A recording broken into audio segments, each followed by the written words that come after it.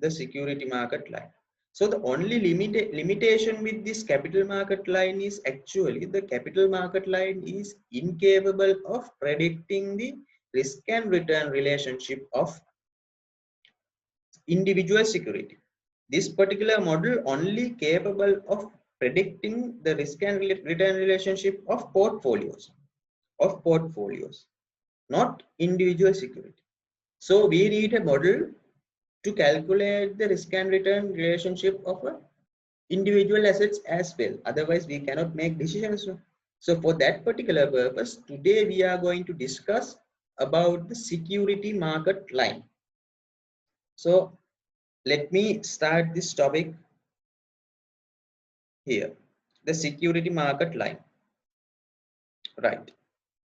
Now, as I said, now let me explain from first. Now, when we discuss about Markowitz mean variance model, it was based upon the idea that the market in which all the risky assets were included in the investor's opportunity set. For example, the market portfolio. The main idea behind the Markowitz model was market portfolio, right? But there was an assumption that investors could borrow and lend at risk-free rate, as we discussed just 1 second ago.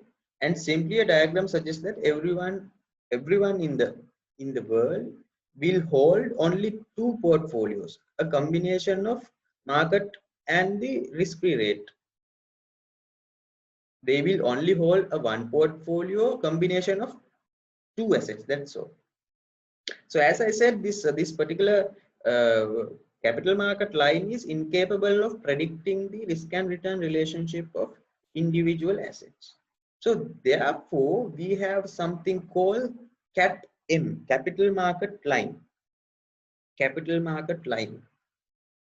No, sorry, CAPM, capital asset pricing model, not the capital market line, capital asset pricing model.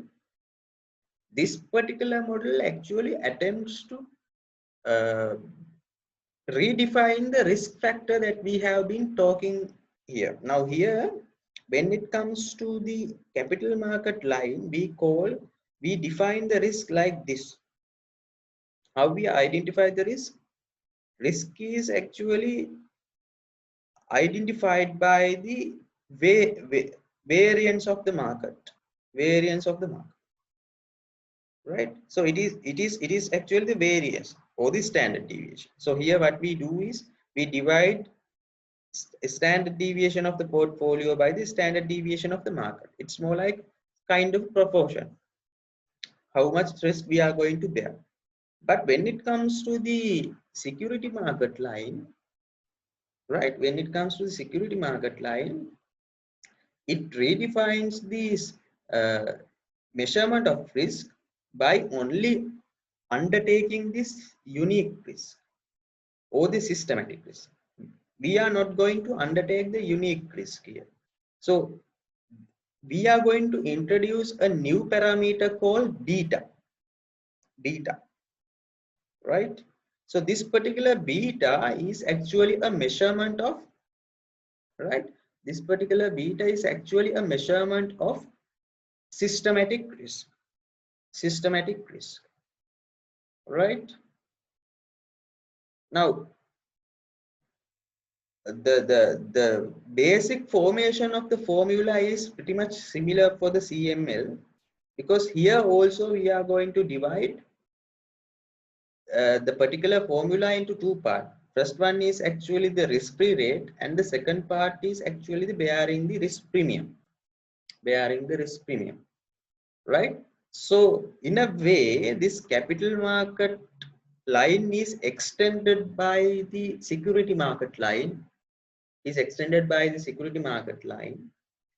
which will make it enable to evaluate the risk and return trade-off of both portfolios as well as the individual securities. Because earlier, when it comes to capital market line, it is only the portfolio. Now, when you redefine the risk by using this beta factor, you will be able to calculate the risk and return trade-off of both of them, portfolios as well as the individual assets. So that's why we are going to understand the concept behind this security market line, which is very important, right? So when it comes to CAPM or the security market line, how we are going to define this actually, this relevant measure of risk based on the volatility. Now, we are only calculating the volatility, just to volatility or the risk which is acceptable for the diversifiable portion, right? So this particular measure is called beta, and it calculates the level of securities systematic risk compound compared to the market portfolio. It is only considering about the systematic risk. Do not bother about the unsystematic risk. So now what exactly we are going to do with this CAPM or the security market line is, we are going to simply replace the standard deviation of the portfolio. Now here, when it comes to the capital market line, we use the standard deviation of the portfolio. So when it comes to security market line, what we are going to do is, instead of standard deviation of the portfolio, we are going to use standard deviation of the singular asset or the individual asset, right? All the other things are similar. Then what we are going to do is introduce the standard deviation of individual asset, not the portfolio.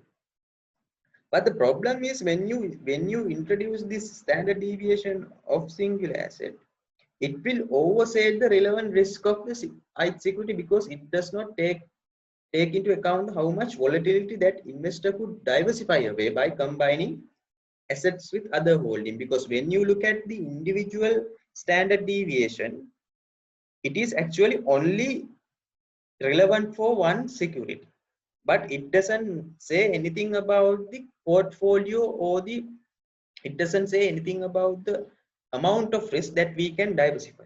So therefore, what we are going to do is, we are going to reduce that effect by introducing correlation between market and the one particular asset. Right? So let me explain it. Now, as I said, this particular beta normally it goes from, because when it comes to beta, normally we call beta is equal when it comes to the market portfolio, equal to 1. Beta is equal to 1 when it comes to the market portfolio, right? So beta higher than 1 means there is a high risk than the market when it comes to individual assets, when it comes to individuals. If the beta is lower than 1, below 1, that means the risk of this individual asset is less than the market portfolio. So the beta actually, it is working as an index. What it does is, actually it compares the systematic risk of a market portfolio with the individual asset. So let me explain how we are going to derive this particular formula. Now, as I said, this is the capital market line formula, this particular formula, right? I hope you all are following me, right? Anyone, should I explain it again? Is it clear? Yes, sir. Right. Now this is the formula that we used in order to derive the capital market line, right? But as I said, what I am going to do is, I am going to replace this standard deviation portfolio with the portfolio of individual security. Now you can see it here. Instead of standard deviation, I have used portfolio of individual security. Sorry, standard deviation of individual security. Instead of portfolio standard deviation, I have used standard deviation of individual security. And then I have add a separate part which gives me a reduction of the diversifiable risk. It is actually the correlation between market portfolio and the individual security. Correlation between market portfolio and the individual security, right? So what I am going to do is, now, as you all know, it is basically the same. Now, correlation between individual security and market is something, it may represent from 1 to -1 to +1 value, and the standard deviation value could be any value, right? So what I am going to do is, I am going to introduce this particular, so don't get confused by this algebra. This is, you don't want to derive these things in the examination, but for the sake of understanding, I am explaining these things. Now what I am going to do is, I am going to add this particular part to the formula. What is this part? Standard deviation market divided by standard deviation market. That means it is basically equal to 1. Same thing divided by same thing equal to 1. So when I add that particular portion into the formula, it will come like this. So what I have done here is, I have taken this market portfolio here, and again from this particular portion we have another market portfolio at the latter part of the equation. So market portfolio multiplied by market portfolio, we have market portfolio to power 2.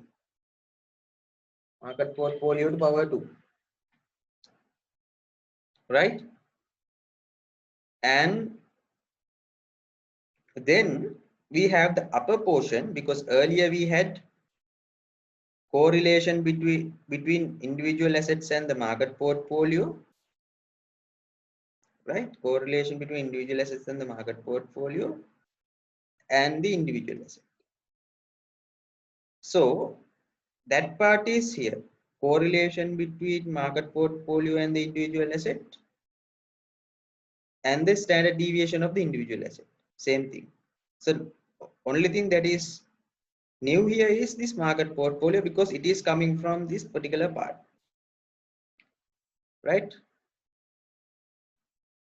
So I hope you will understand the conversion of the formula. All I have done here is, I have introduced, let me explain it again. Now this the first one, this particular one is actually the equation for the give me a second, please give me a second.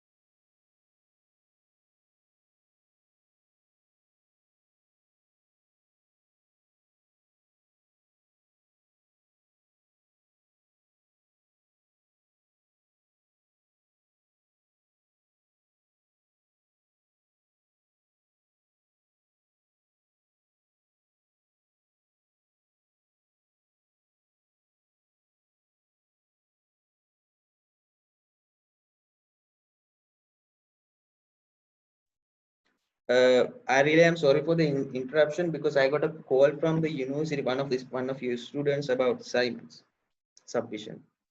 So we were discussing about this. Is it clear for all of you?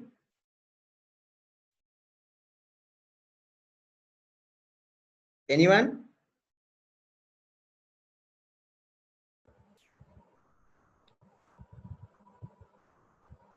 Yes, sir. Right. So we were discussing about how we are going to convert this capital market line formula into the security market line. So what we did, we introduced, instead of this uh, portfolio standard deviation, we introduced these two parts. What we did, we remove this portfolio standard deviation. Instead of that, we add correlation between individual security and the market, divide by multiply by the individual assets standard deviation, because correlation is always from -1 to +1. It will always give you a percentage, right? Because it is only going from 0 to 1, negative or positive. So when you multiply that with the standard deviation of the individual security, it will kind of reduce the value of the standard deviation, right? If the correlation is exactly equal to 1, so again you get the same value. But if the correlation value is less than 1, it will reduce the impact of this standard deviation. So that's what we first did. Then we introduce another part into the formula in order to derive it. That part is actually here represent standard deviation of the market divided by standard deviation of the market. We can do so because anyway the answer for this particular one is equal to 1. Answer for this particular calculation is equal to 1. Therefore we can introduce this part to the formula without a problem. So when you introduce it, you would be able to get this particular formula, right? Okay. Now based on this, we are going to define the beta value, right? So as we all know, the upper part of this portion of the formula, this represents the uh, covariance, because covariance is equal to correlation multiplied by the portfolio P and portfolio M. So this we discussed about this formula. So covariance is equal to the correlation between two variables multiplied by the standard deviation of two securities, right? So that is what is applicable here. So what I have done here, instead of this part, I have only inserted covariance. So then you get this particular formula here. Actually it kind of give you the idea about this beta. So this is this portion, we call it beta, the beta coefficient, covariance between market and the individual security divided by the variance of the market. Covariance between market and the individual security divided by the variance of the market. So the CAPM redefines risk in terms of securities beta, BI, which captures the non-diversifiable portion of the stock's risk relative to the market as whole. So that particular, so instead of this whole portion, I am going to substitute beta. So that is here in, so this is equal to beta, and this part, so I am going to substitute this part with the beta. So ultimately you get this particular formula for the security market line, that is security market line, right? So according to the security market line, again you will get a straight line like this, same as the capital market line. But if you remember, when it comes to capital market line, the x-axis was represented by standard deviation. But here the x-axis is equal to is actually represented by the beta value. And as I said, the beta value of the market is already a constant value. Beta value of the market is already a constant value. It is equal to 1. So beta value of the market value is equal to 1. If you have any security less than the beta value of the market, that means that the risk of that particular security is less than the market. If anything higher than the beta value of 1, that means the risk of that particular individual security is higher than the market. Now, for example, A has a beta value less than 1. That means A has a risk less than market. B has a beta value higher than 1. That means B has a risk higher than the market. Right? So that definition is given here. By definition, the market portfolio itself will always have a beta value of 1. It is a constant. A stock with a beta more than 1 has a level of systematic risk is greater than the average or entire market or the market portfolio. So a stock with the beta less than 1 has a level of systematic risk that is less than the average or the entire market. So that is the simple explanation of the security market line. So using security market line, we can calculate the individual securities or portfolio, whatever the security you want, you can calculate or you can estimate the trade-off between risk and return relationship. So that's why we developed this security market line, right? So according to the according to the security market theory or the CAPM, capital asset pricing model, all the assets should be on the line. All the assets should be on the line of the security market line, right? All the assets should be on the line. If something off the line, that means those assets are not valued or priced properly in the market. That means those assets are not priced properly in the market. Something above the line, that means they are undervalued. Something below the line, that means they are overvalued. Undervalued in the sense the price should be more than that, but it is undervalued. For example, according to the calculation, if the price according to the calculation, if the price should be 100 rupees, but now the price is 90 rupees, that means that particular asset is undervalued or stock is undervalued. If that is the case, you will get somewhere here, right, above the security market line. Overvalued means if the theoretical price is 100, market the price might be 110. So if that is the case, it is overvalued, then you get something below the security market line. If the particular asset is completely fairly valued, that means that asset should come exactly on the security market line, like A and B. Market portfolio is obviously on the security market line. So security A and B is fairly valued securities. X is an undervalued one and Y is an overvalued one. So this is actually the basic theory behind the security market line. So let me give you kind of a summary again. So why we calculate now, from the first time when we were discussing about this portfolio theory, the main objective of the investor was to reduce the risk. As we discussed, we all are risk averse investors, so we always need to reduce the risk for a given level of return or maximize the return for a given level of risk. So main objective of an investor is actually reducing the risk. So therefore we first calculate the standard deviation and in order to measure the risk. Then we find out that by combining assets we can reduce the risk. This we call diversification. Then we find out that based on the correlation between those assets, this effect of diversification is going to be changed. So weaker the correlation, or if the correlation is negative, you will get a higher diversification effect.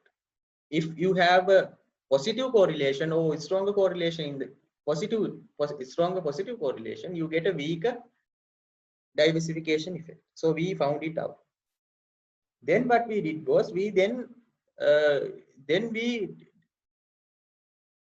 decide that when we are combining these assets, we can combine in a different based on different configuration: 80-20, 20-80, 50-50, 60-40, whatever the configuration.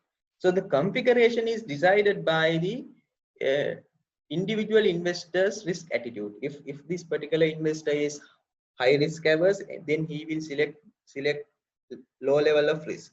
If this particular investor is low risk averse, then he will select higher risk. Likewise, then we found out that we can further reduce the investment risk by combining these portfolio with a risk-free asset. Then we derive this capital market line.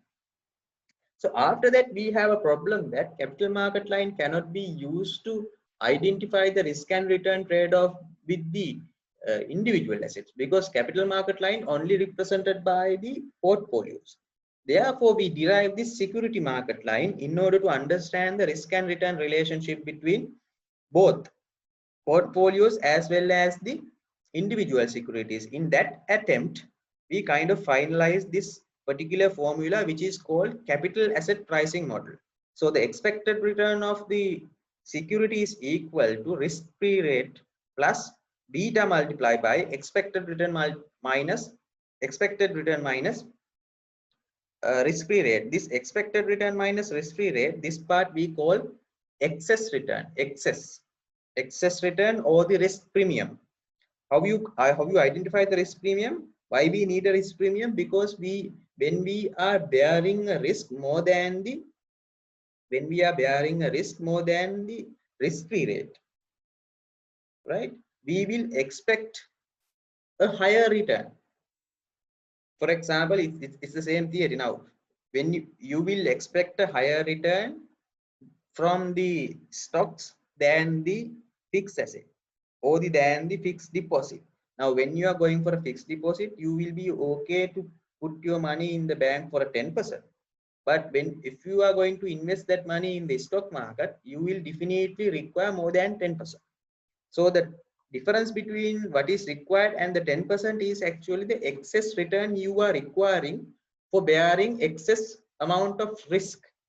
That we call excess return or the risk premium. So this particular formula is very popular when it comes to finance. Each and everywhere, corporate finance, investments, financial management, everywhere you will find this particular formula, which we call CAPM, capital asset pricing model. Right. Now, since I explained this theoretical part for you, now we are going to go for a calculation straight away so that you can easily understand the situation here. Right. So I am going to give you a simple calculation here. So please read this out. Example. Suppose that you have given a following particulars and we expect the economies RF to be 5%. And the expected market return is 9%. And you are supposed to determine whether whichever the stocks are undervalued or overvalued. Whether which stock is undervalued, which stock is overvalued. Now, in order to calculate that, first we need to calculate the expected returns of this particular asset. So let me do that first. Now,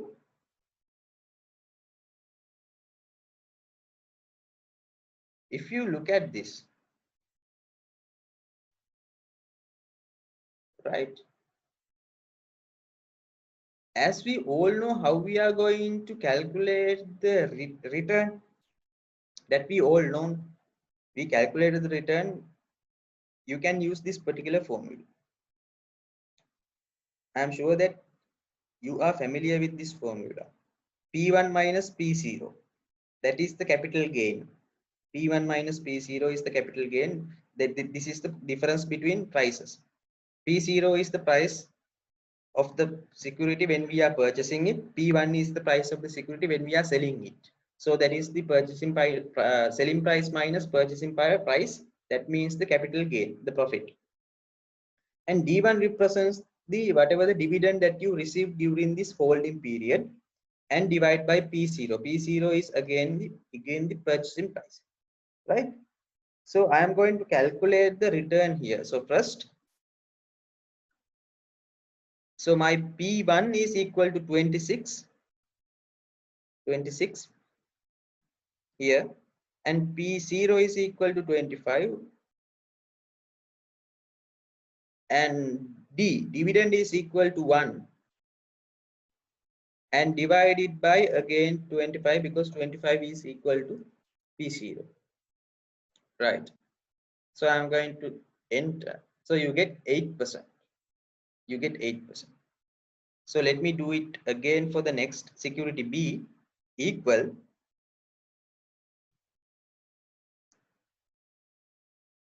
P1 is equal to 42, P0 is equal to 40, dividend is equal to 0.5 divided by 40, because 40 is the P0. So you get 6.3. 6.3. Again, here 37 minus 33 plus 1. So that is the total benefit you get. Divide by the total value of the investment, that is P0, it is equal to 33. So you get 15.3. Again, 66 minus 64 plus 1.1 is the dividend. Divide by 64. You get 4.8. Again, 53 minus 50 plus you have a 0 dividend. Divide by 50. P0, it is equal to 6%. Now we already know the rate of return of these particular securities, right? The actual rate. Now the next thing is to calculate the expected return. Expected return. Now how we are going to calculate the expected return is actually based on this formula, which is we just derived, the CAPM formula or security market line formula. Security market line is equal to risk-free rate plus beta multiplied by expected return of the market minus risk-free rate. Expected return of the market minus risk-free rate. Okay, now according to the sum, the risk-free rate is given. The expected the risk-free rate in the economy is to be 5%. It is given, and the expected return of the market is also given, right? So now we can calculate these two. Now risk-free rate we know it is 5%. So I am going to put 5% here. 0.05. Sorry. 0.05. Right? And expected return is given. It is 9%. 0.09. And again, risk-free rate we know it is 0.05. Right? So according to the sum, what we did is we substitute these value 5% and 9% into the formula. So you get this particular formula. You get this particular form, right? So that means again I can further simplify it. That means beta multiplied by 0.09 minus 0.05 means 0.04. 0.04, right? So you get these this particular formula. So only thing now you need is this beta value, right? The beta value is actually given in the information sheet for each and every security, beta value is given. Beta value is given. So let me calculate the expected return for each and every security. So how I'm going to do here, equal, we have 0.05 plus beta value here is equal to 0.7 multiplied by this excess return was equal to 0.04.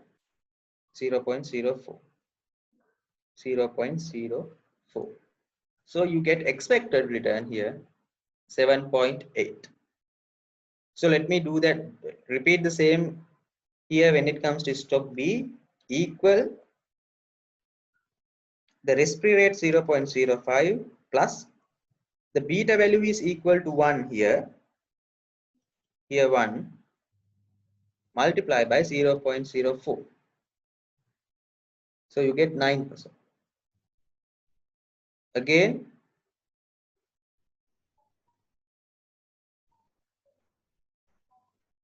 equal 0.05 plus beta value is 1.15 multiplied by 0.04, 9.6. 0.05 plus beta value 1.4 multiplied by 0.04, 10.6 equals 0.05 multiplied by plus beta value. Here we have a negative beta value, negative 0.3 multiplied by 0.04. So you get 3.8. 3.8. Now, according to the equation, we all have calculated expected return. Now, what we want to do is we really need to decide whether this is overvalued, undervalued, or fairly valued, or whatever. So, what is the valuation? Right. So, to do that, all we have to do is we have to compare this expected return with the actual return we calculated.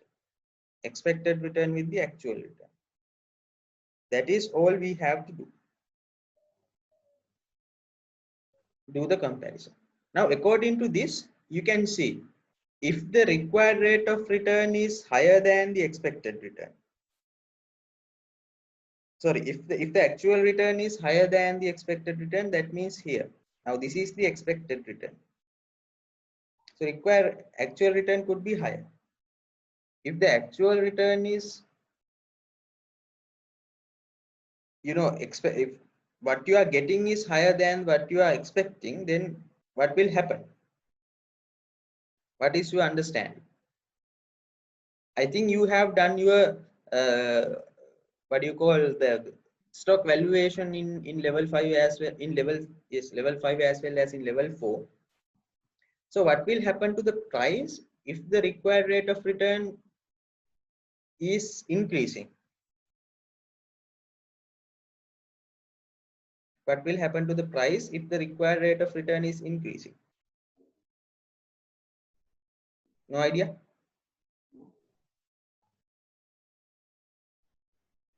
Right. So let me explain here. Now, when the required rate of return is increasing, price will decrease, right? Price will decrease. So this expected return RI is what we calculated based on the CAPM, capital market line. All right. That is what is calculated based on the capital market line. So that should be the theoretical return. But RI is actually what is available in the market.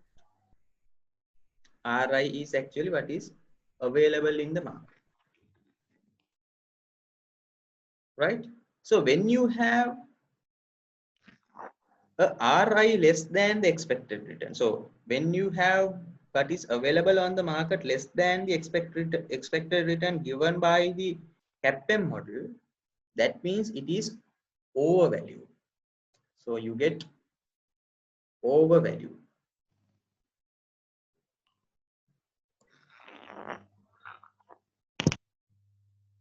So this particular asset is an overvalued asset. But if you look at the first one, asset A, it is fairly equal now. It's more or less equal, 8%, 7.8. So we can claim that it is fairly valued. Fairly valued.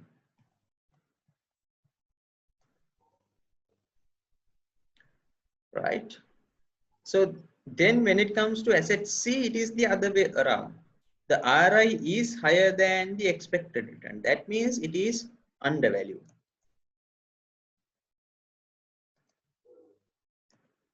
Undervalued. Right?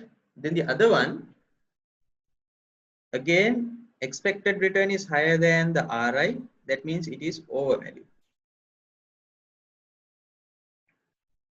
So here it is again expected return is lower than the RI. That means it is again undervalued. So this is how you decide whether a particular asset is an overvalued asset or undervalued asset, right? So when it comes to valuation, if you remember, we decide this by calculating the value. We calculated the intrinsic value of the asset and we compare that with the market. We calculate the intrinsic asset of the value. Then we compare that with the market. If the market value is higher than the calculated value, we call it overvalue. If the market value is lower than the calculated value, we call it undervalue. If the market is equal to the calculated value, we call it fairly value. Here also the similar thing. Now, if you look at the expected return, that is what we have calculated. The RI is actually from the market. RI is actually from the market. Only different here is this is the other way around, because as we all know, when required rate goes up, price goes down. So therefore, when the market is higher than the expected return, when the market is higher than the expected return, it is undervalued. When the market is lower than the expected return, it is overvalued when it comes to the comparison of the returns. When it comes to the comparison of the prices, it is other way around. When the market is higher, it is over. When the market is low, it is under. When it comes to the comparison of the expected returns, when the market is higher, it is undervalued. When the market is lower, it is overvalued. So that is how you define it. So let me put this information into a chart so that you can identify this particular beta relationship. Now, let me go into the, let me insert a graph here.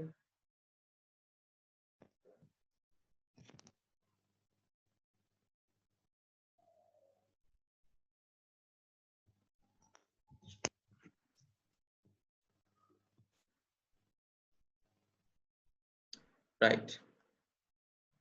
So here I am going to add data. So as I explained here, when it comes to the security market line, x-axis is always represented by the beta. X-axis is beta and y-axis is expected returns. Right. Now you can see, you get a straight line. You get a perfectly straight line here, right?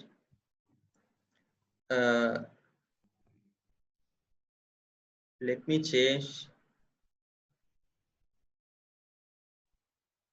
Let me change the chart.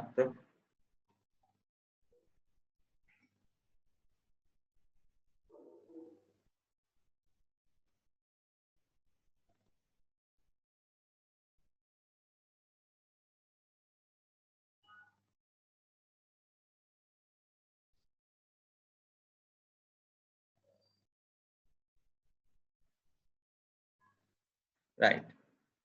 So this is security market line.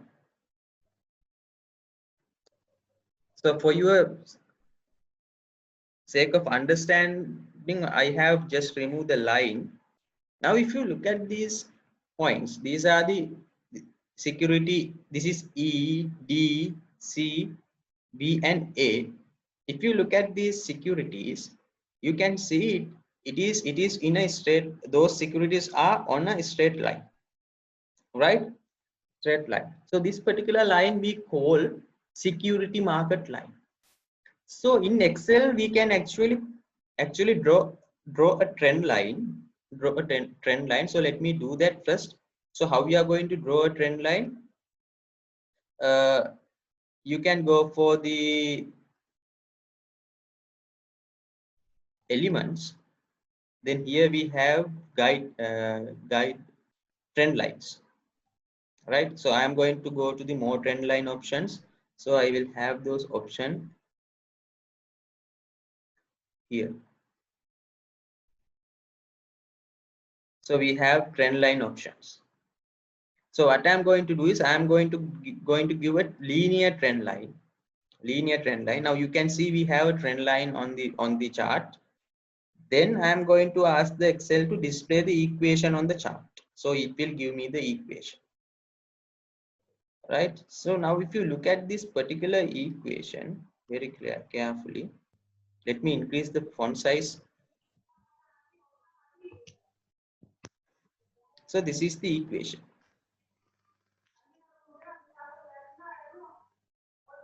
Right now, this is the equation given by Excel. This is the equation we have. Don't you see any similarities here? So Y is actually expected return, because Y-axis is represented by the expected return. So I should be equal to expected return.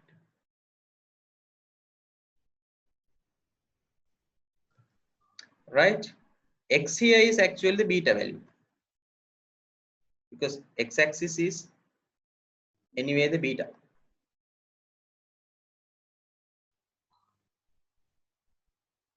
Right? So 0.05 is actually the value here. The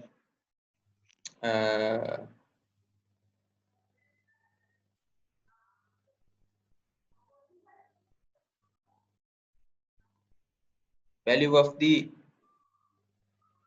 risk-free asset. That means value expected return when the beta is equal to 0. Expected return when the beta is equal to 0. That means risk-free return. So we have this risk-free return, and from connecting those risk-free return, we will get this particular line. So you can identify the market portfolio here. How we are going to identify the market portfolio? When the market portfolio, as we all know, you always get a beta value of 1. Now, market portfolio here is actually portfolio B or the security B, whatever. Now here it is actually security B. Now security B, we have a beta value of 1. That means the market portfolio has a return what is earned by the individual security B. Now here beta value is 1 and the market portfolio has a return of 9%. So here we have the market portfolio because the beta value is equal to 1. So more than 1, that means we have securities which has a risk of more than the market portfolio. From this side, we have securities risk less than the market portfolio. Risk less than the market portfolio. So this is the main idea behind the security market line. This is why we are deriving security market line. Now we can calculate whatever the asset you want. Whatever the asset you want, you can calculate the standard deviations and the expected returns, or the risk and expected return trade-offs. Now here the risk is being measured by this beta, not by the standard deviation, and expected return is the same as earlier. right? So this is what we call portfolio. Now actually we have come to the we kind of have come to end of the discussion of the portfolio theories. So basically we discussed about Marcos portfolio theory, where we derive this efficient market line, efficient market frontier, or the mean variance efficient frontier. Then we discussed about capital market theory, where we derived that capital market line. Now we discussed about security market theory, where we derive this security market line, or the CAPM, or the capital asset pricing model, right? So here the assumption is risk, the expected return of a particular asset or a portfolio is decided by the one single factor, which is beta.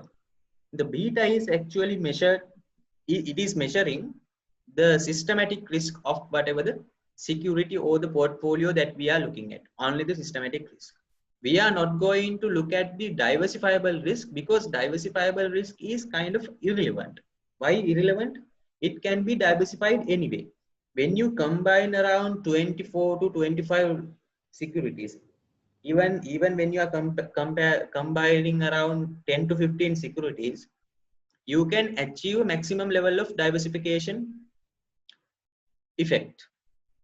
Now, for example, if we can combine 20 to 25 stocks within the Columbus Stock Exchange, carefully selecting, then most probably you would be able to diversify all the risks that you can diversify, all the unique risks that is unique for the individual securities. So only thing that is remaining here is actually systematic risk, which is given by the market and the country at large, which we cannot diversify, right? So the investors are only interested in investors are only looking at that portion, undiversifiable part, the thing that we cannot diversify, because diversifiable risk already we can diversify using a portfolio, right? So here onwards we are discussing about this beta, because beta is the one uh,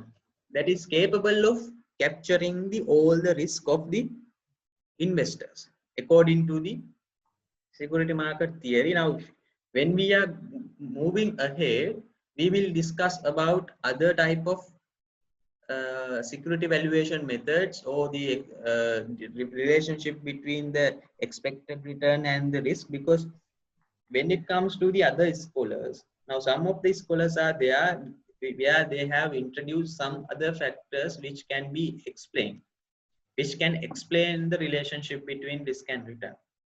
Now here we are only considering about the beta, which we call CAPM, because we have 3-factor models, 5-factor models, arbitrage models. There are several lot of models where we can calculate expected return, but most prominently used model is actually this CAPM, capital asset pricing model. Capital asset pricing model, right? So this is how you derive this capital asset pricing model using security market line. Security market line. Now, if you want, you can identify these overvalued and undervalued assets. So let me plot those assets in this particular graph also, right? So I am going to select data, and I am going to add another one here. X-axis, same beta, and we have y-axis. Now I am going to select this R values, not the expected. Now you can see the security A here. Now security A has a beta of 0.7. It is exactly here, beta of 0.7. So let me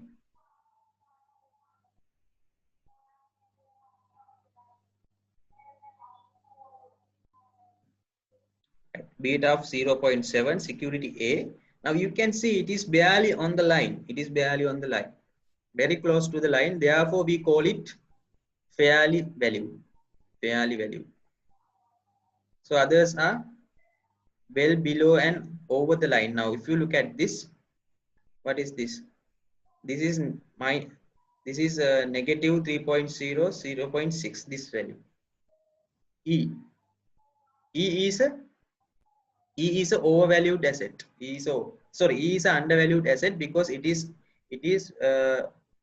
above the security market line. Now here we have 6.3. 6.3, that is B. B is a overvalued asset because it is there below the security market line. Here we have 1.13, 15.3. It is security. It is C. C is again an undervalued asset because it is sitting beyond the above the security market line. Again here we have one security D. It is a overvalued asset. It is below the security market line. So that's how you understand the overvalued and undervalued assets. Right. So now, since we have discussed about all of these three theories, I am going to take an example, and then I am going to discuss about these three theories using the same example. I am going to discuss about these three theories using the same example. So you will understand whatever the things that we discussed so far. I think you have some kind of a theoretical understanding about the things that we have discussed, about the Marquis portfolio model, about the capital market line, and about the security market line. It took around 6 sessions, 12 hours to discuss about these things. So I hope you have considerable idea, because I have already uploaded all the videos. I have given all the course materials. I have given even guidelines, and I have uploaded all the Excel sheets. I have uploaded all the PowerPoint materials also. So I think that you have some kind of idea about what we have discussed so far, right? So using that knowledge, please recall that knowledge. Now we are going to discuss one example which we can use to explain all the three theories: Marquis portfolio theory, capital market theory, as well as the security market theory. So let me go to that example here.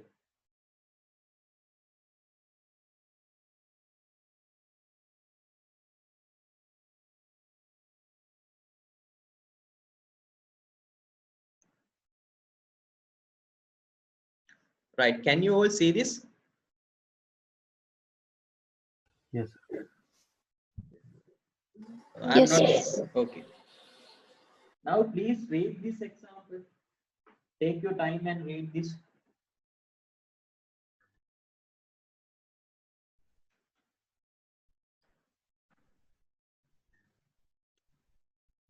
Try to understand what is going on here.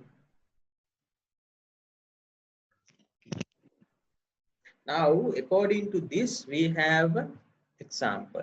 Now, what it says, the demonstration of what occurs with the Mo asset portfolio is useful because it shows the dynamic of the portfolio process when assets are added, and it also shows the complexity of the computation. Now, if you all remember, so far we have calculated only using two assets, right? Now, earlier sessions also we use two assets, A and B.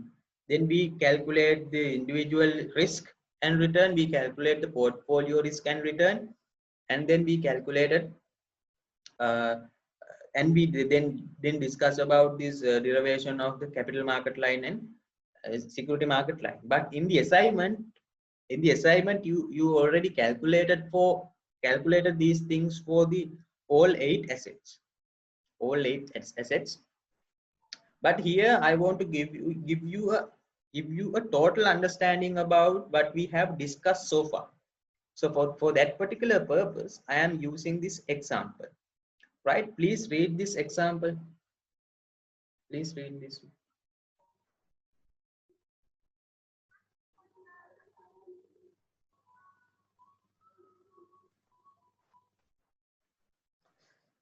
Right. Now according to this example, we have three assets.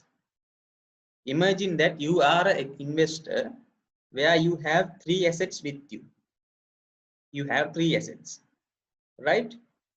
And these are the economic conditions, or the probabilities are given. Probabilities are all equal: 25%, 25%, 25%, 25%.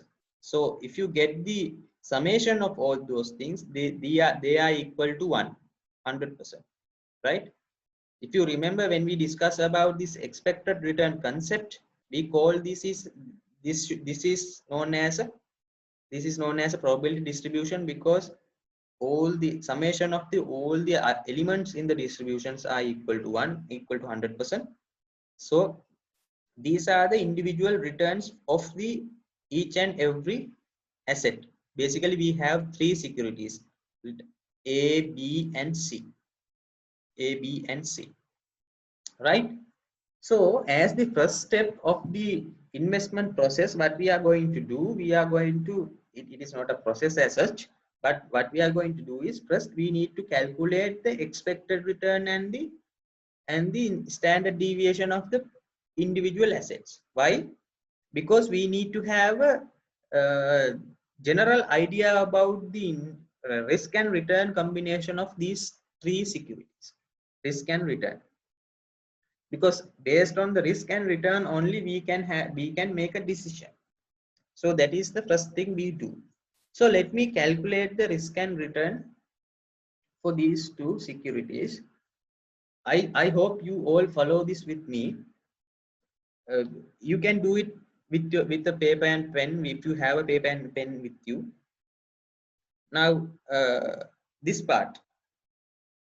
So expected return, how we calculate the expected return? Using this particular formula: sigma probability I multiplied by return I. So here probability A multiplied by return A, something like that. So expected return, how you calculate? We have six future returns, and we have four future returns, we have four probabilities. So you get four parts in this particular equation: 0.25 multiplied by 0.11 plus 0.25 multiplied by 0.02, that is the second. Then 0.25 multiplied by 0.08, third one. Again 0.25 multiplied by 0.03, that is the fourth one. So I'm going to hit enter. So you get 6%. So that is the expected return of the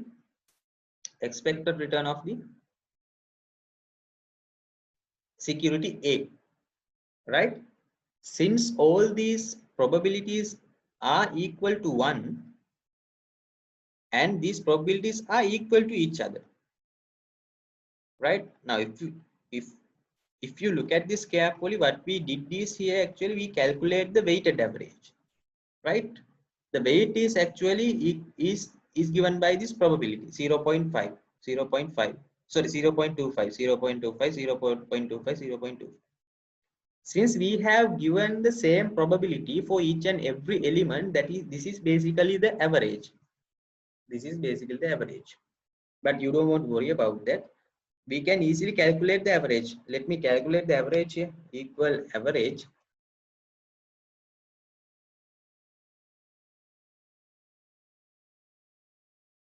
So again, you get the same answer, 6.6%.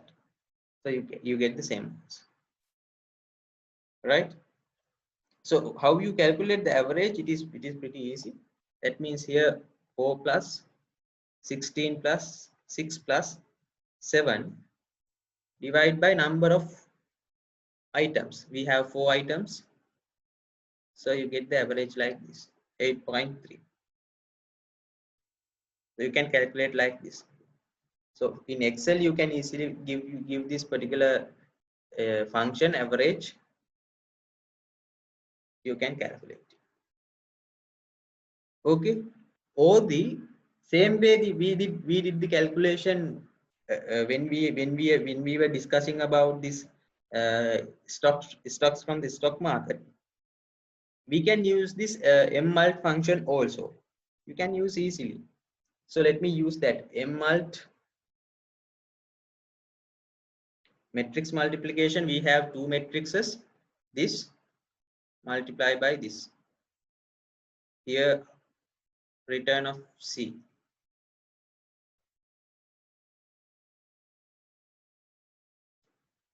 Right.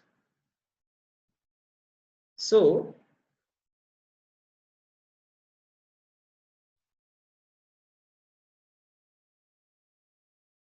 this is the beauty of mmult function, because when it comes to mmult, it is not the problem of mmult.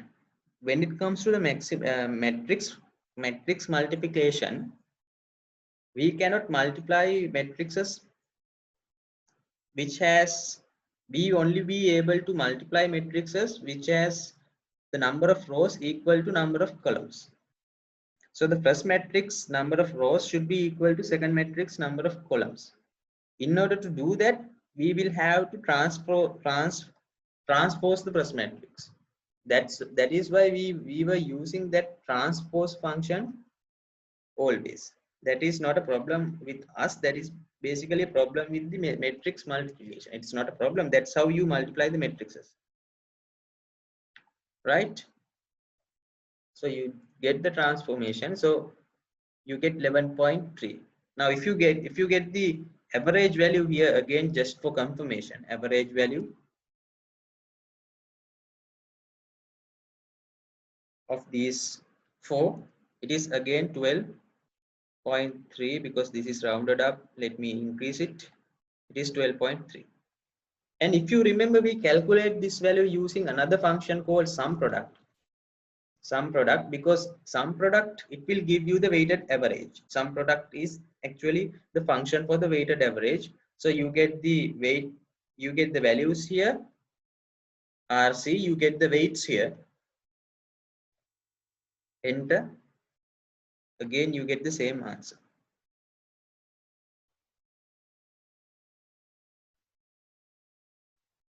Right. So why I demonstrated these things, in order to make sure that these all the things, all the calculations are similar.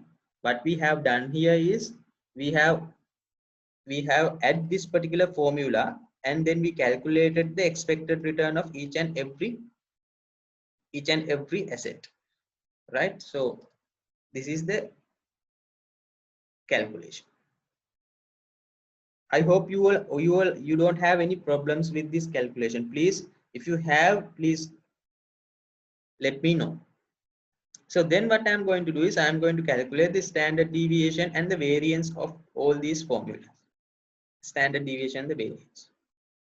So first I'm going to calculate the variance here. So we have the variance formula here.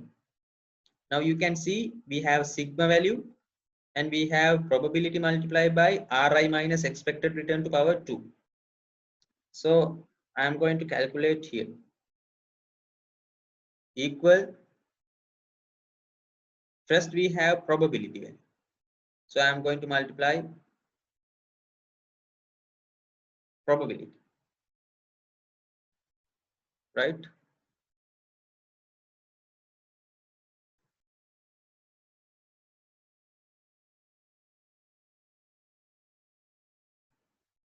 Then we have Ri minus expected return. We have R, when it comes to security A, we have Ri 11% minus expected return is 6%. Expected return is 6%. Then we have to power 2, right? So that is the first part of the equation. Now we will have to have 4 parts like this, because since we have four elements in the distribution, plus again probability multiply by Ri minus expected return to power 2, again plus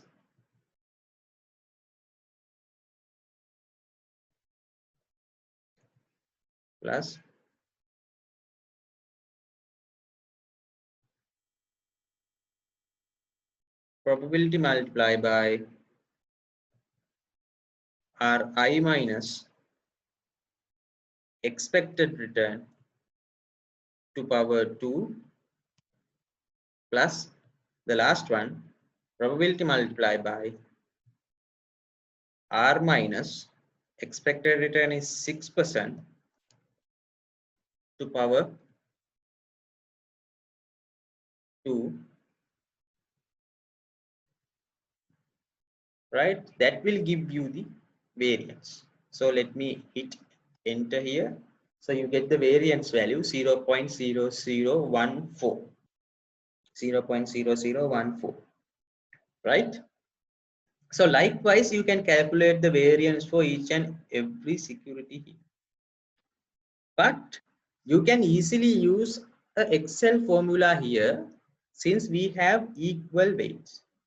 But don't get confused with this. You cannot use this particular Excel formula if you do not have the equal weights. So since for the simplicity I have used this equal weights, instead of having this particular bigger formula, you can always use Excel formula. So you can anyway easily drag this formula also if you want, but only thing that we need is we need to fix this these values, the probability values, because probability values are going to shift when I am copying the formula. So I am going to fix this probability values B13, B14 and B15, 12, 13, 14 and 15. So you can easily drag this formula here. So you get all the answers. Same formula. As I said, you can use, if you want, you can use the Excel formula. For example, you can use equal variance. So from variance population, you can calculate the variance of these security A. It will give you the same answer. Now this gives you as a percentage. You can see it is the same answer. Equal variance of the population, you can get this. It is the same answer. Equal variance P, same answer. But remember, you cannot use this variance P formula if you don't have similar weights. If you have different weights here, if you have different, for example, let me make a difference here. Let's say this is equal to 3 and this is equal to 2. Now you can see a difference here. Here, when you compare these two, there is a difference. Here 21, here 18, here 31, here 30. Here it is equal somehow, right? So when you have same weights or same probabilities, you can use this Excel formula to calculate variance P. Otherwise, you will have to do it manually the same way that I have done here using this particular formula. So I have calculated the variance using the formula. Then I am going to calculate the standard deviation. It is just a square root value of the variance, right? So you get these answers, right? So let me make it percentage value so you could understand a little bit well. So here security A, we have expected return of 6% and standard deviation of 3.67. Here 6.3, standard deviation of 4.6, 12.3, standard deviation of 5.8. So these are the values. So the next thing that I am going to do is I am going to calculate the covariance values. Covariance values. To calculate the covariance values, we can use the same information here, right? So here also you can, the same way that I calculated earlier, let me give you another demonstration here how you calculate. Otherwise, since I am using Excel, so here I can use this whole portion in order to calculate the variance again, whole portion. So we have probability multiplied by expected return R minus standard sorry, RI minus expected return. RA minus expected return. I am going to freeze the expected return. Then to power 2. So you have this. So all you have to do is drag it down. So it will calculate all the values for all the 4 elements on the distribution. So here we have probability multiplied by RI minus expected return to power 2, the main portion. Same thing here, probability multiplied by Ri minus expected return to power 2. Same thing. So only thing you have to do is you get the summation here. Sum of all the values. So it's the same answer. See, same answer. Same way you can do this for, so it's, let me calculate the standard deviation here. It should be the same also. So same thing you can do for each and every security here. So let me adjust the whatever the formula here. So if it is B, this should be here and this should go here, right? So we have these values. Expect probability multiplied by RB minus Rx expected return to power 2. So you get these values 0.0021, same answer. Here 0.046, same answer. Here also RC, we have this, and we have probability value should come down here, and this, I think this is somewhere down here. Yes. So now you have that. So 115, I'm dragging it down. So you get the summation 0.0031. This is the standard deviation, same thing that we already calculated. So same way I can calculate the covariance value here also. What I'm going to do is, this is the covariance formula. So middle part we have RA minus expected return A multiplied by RB minus expected return, RB minus expected return, B multiplied by portfolio probability, whatever the probability we have for the individual return. So here what I'm going to do is equal, we have probability, so we have probability at the end. We have RA minus R expected return A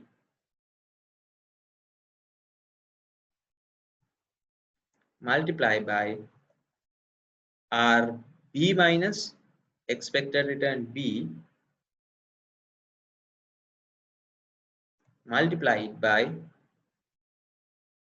probability, multiplied by probability. So we have these values. So you then when you hit enter, you get the value down here. So all you have to do is copy it down, so it will calculate the values for all three elements like this.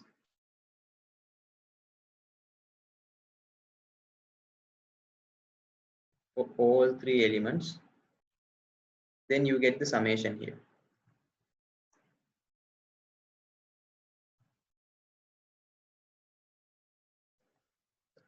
So you get 0.08. That is the covariance AB. That means covariance between A and B. Covariance between A and B. Next, covariance between A and C. A and C. Now I am going to copy the same formula here. Right? So when it comes to covariance between A and C, I need to have expected return of A. This is probability. I will have to have expected return of A minus, sorry, I will have to return A minus expected return A, then return C minus expected return C. Right? Return A minus expected return A, return C minus expected return C, multiply by probability. So that is what we have here. Right? So I'm going to drag it down, again get the summation.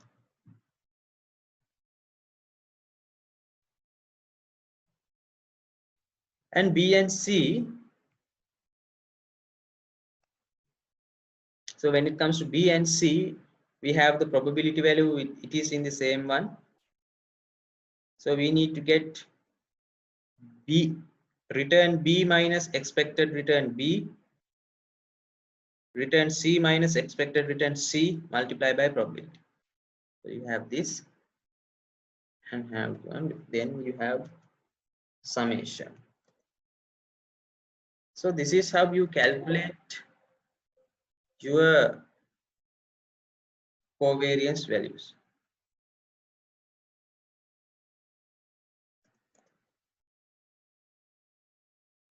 Right. So these are the covariance values. The covariance between A and B is 0.008.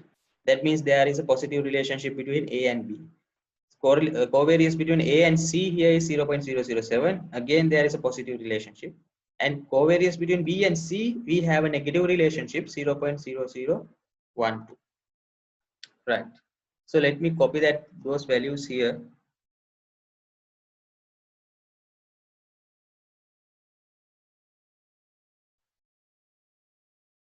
Same values, I am going to copy them. Right. Now again, as I mentioned, using Excel, you can do the calculation if these weights are equal. You can use, in Excel, we have covariance population, P. Then you can easily select this. Select the values. Then you get, select the values of A. If you want to calculate A and B,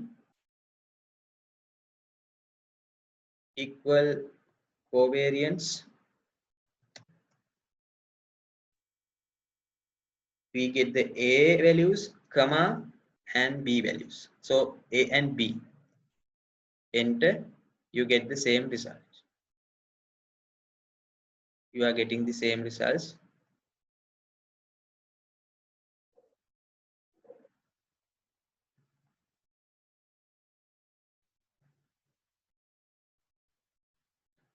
See here, if you want again covariance,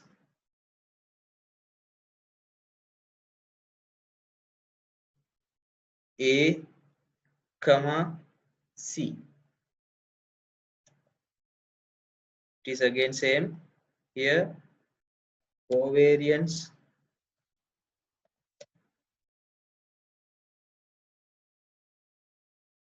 B, comma, C.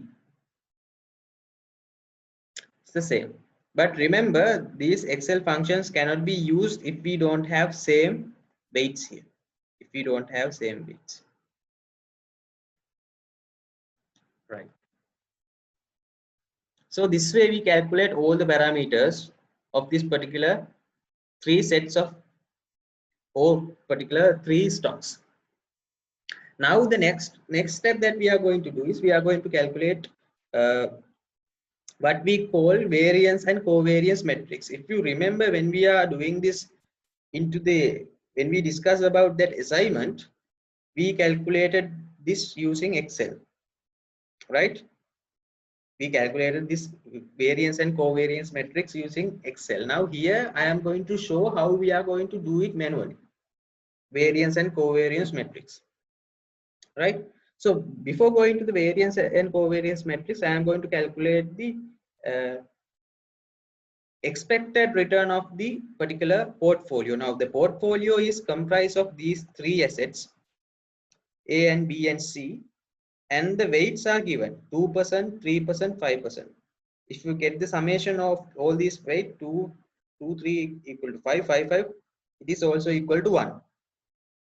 So I am going to calculate the expected return here using the formula. So here we have return of the security, expected return of the security A multiplied by the weights of the security A plus expected return of the B multiplied by expected return of the security B, weights of the security B plus expected return of the security C multiplied by weights of the security C. So this is how you calculate it manually. So you get 9.8% as the expected return of the portfolio.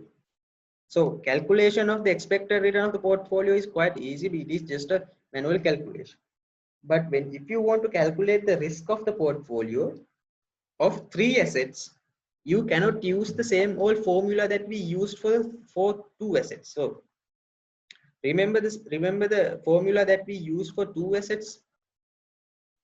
There was a formula, very lengthy formula. So we use that for two assets. But here we cannot use that two assets formula because this is for three assets. If you are going beyond three assets, your formula will get long and long. So therefore we are going to move into this matrix calculations. If you are looking at this formula for portfolios with more than two assets. So let me introduce you this concept of matrix, or the concept of variance and or the variance covariance metrics. So how you prepare this variance and covariance metrics? So these are the main characteristics of the variance and covariance metrics. So when it comes to variance and covariance metrics, we will have variances and the covariances. So the name gives it up. We will have the variance and the covariances. So all the variances are in the diagonal of the matrix. You can see it. A and A represents the variance of A. So what is the variance of A? Let me get the variance of A. Here variance of A is equal to 0.0014. So I got it here, 0.0014. Then we have B and B. Here B and B, that means against variance of the B, it is 0.0021. Then we have C and C, that is the variance of C, that is 0.0031. So all the diagonal values are actually variances. All the diagonal values are variances. But all the off diagonal values, they are covariances. So let me identify them. First one here, B and A, that means covariance between A and B is going to be here. So covariance between A and B, this one, 0.0008. Here we have covariance between C and A. So covariance between C and A, here A and C, both are the same. C and A, or A and C, same thing, 0.0007. Then here we have covariance between C and B. So I'm going to get C and B again. So we have C here, B and C and B, same thing, minus 0.000012, right?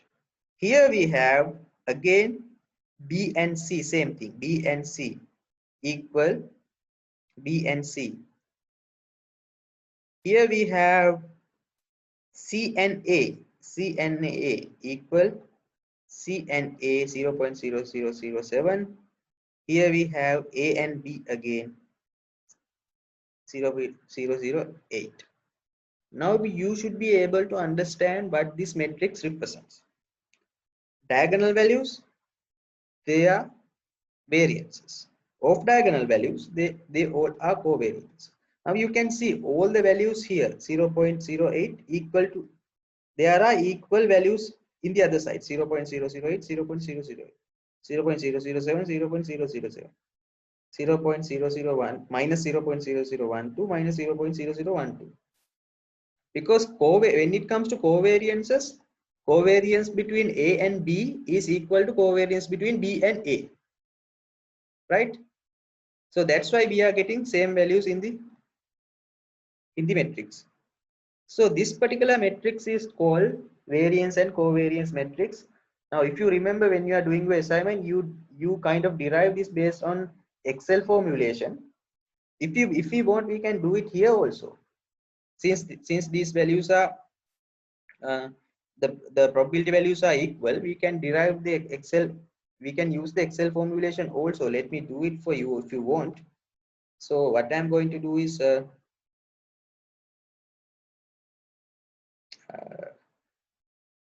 data, then analysis,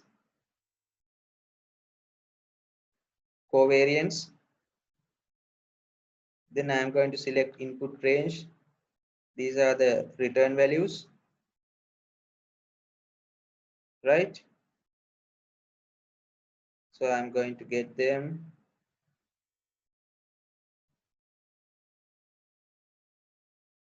So label, so I'm going to give output range here.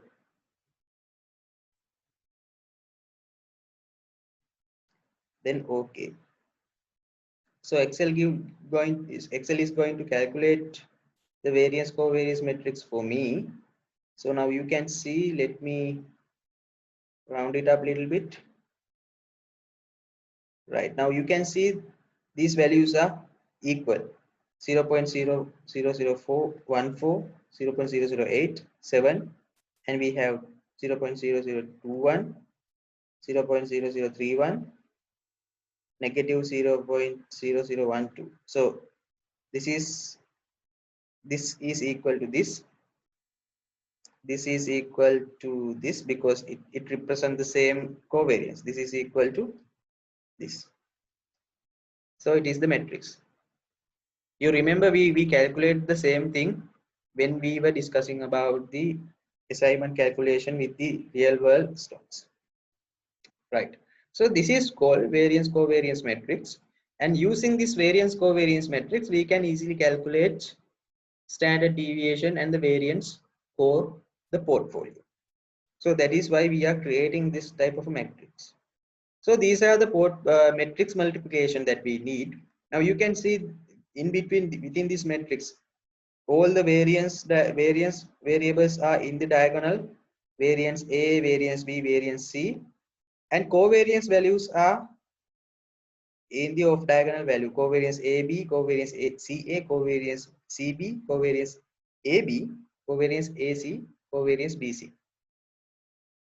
So the first one is how you calculate the return. Return we have already calculated. You don't want to worry about. So we get the transpose of the weight matrix multiplied by the return matrix. Transpose of the weight matrix multiplied by the return matrix. Let me do the calculation here. So we get M mult for matrix multiplication. Transpose, because transpose of the weight matrix we have here. So this is the weight matrix. This is the weights that we are looking at 0.2, 0.3, 0.5. Then multiply it by the return matrix. So we have returns. Where are the returns? Here we have returns 0.06, 8.3, 12.3. So you select it then enter, control shift enter. So you get the same value 0.098, that means 9.8%. We did the calculation here. And now what we are going to do is we are going to calculate the portfolio risk. The same old formula we used. We have transpose of the weight matrix, multiply by variance covariance matrix, multiply by the weight matrix. Variance covariance matrix multiply by the weight matrix. So this is the formula for risk. This formula we already know, we use that. This is the illustration of that formula.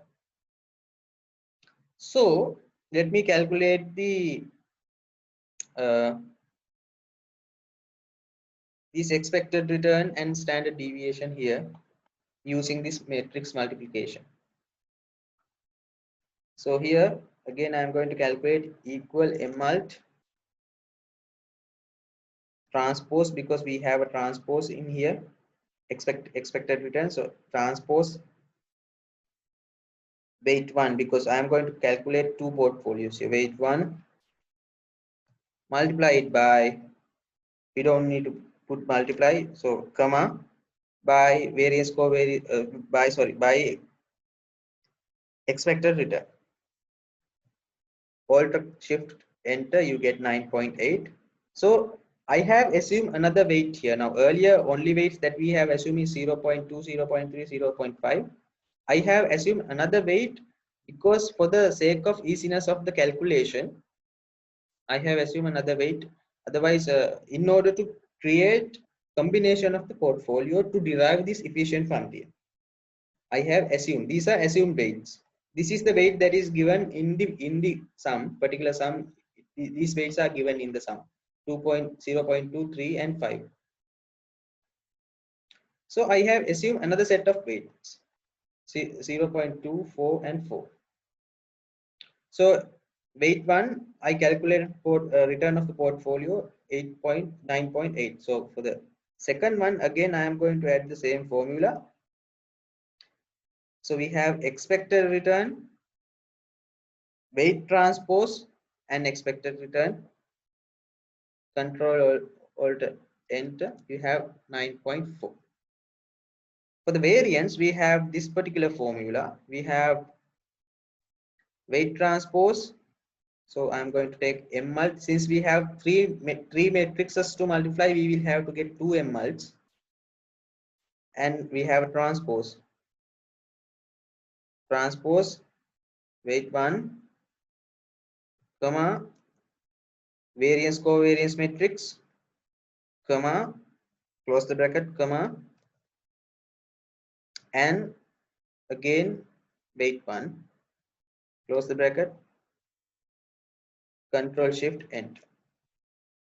Right. So this is the variance of the portfolio 1 using weight 1. So I'm going to use the weight 2 here. So these are the values. So we have weight 2, transpose, variance covariance matrix, again weight 2, alter control shift, you get the variance for portfolio 2. And standard deviation easy. You can calculate square root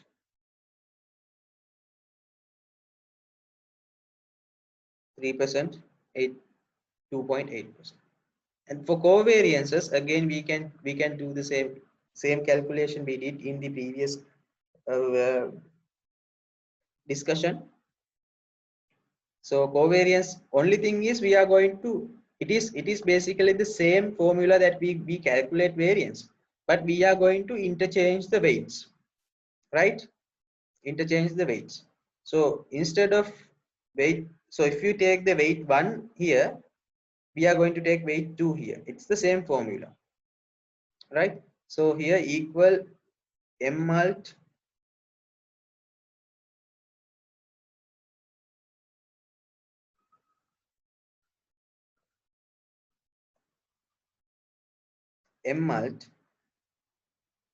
transpose. Now if you want to calculate the variance, you get the, you first transpose the variance weight of the first portfolio, right? Then you give the variance covariance matrix, again you select the weight of the first portfolio if you want to calculate the variance. But now we are calculating the covariance. No? So instead of first weights of the first portfolio, I am going to give weights of the second portfolio. That way you can calculate the variance. That way you can calculate the covariance, not the variance. So you get the covariance here. Anyway, covariance is equal to, when it comes to the portfolio 2 also it's the same thing. Let me calculate it again. M mult. So transpose. This time I am going to transpose the weights of the portfolio 2, right? Portfolio 2, multiply it by the variance covariance matrix, multiply it by the weights of the portfolio 1. Now you can see you get the same answer. It's basically the same answer, because here we have kind of round up the value. Let me round it up. So it is the same thing, right? So as earlier, now what I am going to do is I am going to calculate the returns and the standard deviation for these two portfolios combination. So I am going to combine these two portfolios using these combinations. So how I calculated this combination, I have just get 3 here, and from 3 to -3 to +3. What I have done here is that. So let me delete this and let me add again. So what I have done here, I have add -3 here.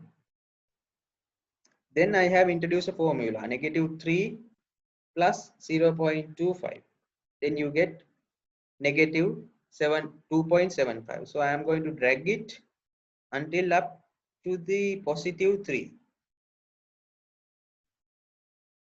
like this, until up to the +3. You get -2.7, 2.5, 2.25, -2, 1.7, negative. So you already know this. We already discussed about this. Then to calculate the other portfolio weights, what I am going to do is I am going to take 1 minus this weight. 1 minus the weight of the portfolio 1. So you get 4. That means 4 plus -3 is equal to 1. So always the summation of these two portfolio weights should be equal to 1. -3 plus 4 is equal to 1. -2.75 plus 3.75 equal to 1. -2.5 plus 3.5 equal to 1. So every portfolio combination, if you get the summation, it should be equal to 1. Right, now I am going to calculate return for these calculated portfolios. So equal weight of the portfolio multiplied by the expected return of the portfolio plus weight of the portfolio 2 multiplied by expected return of portfolio 2.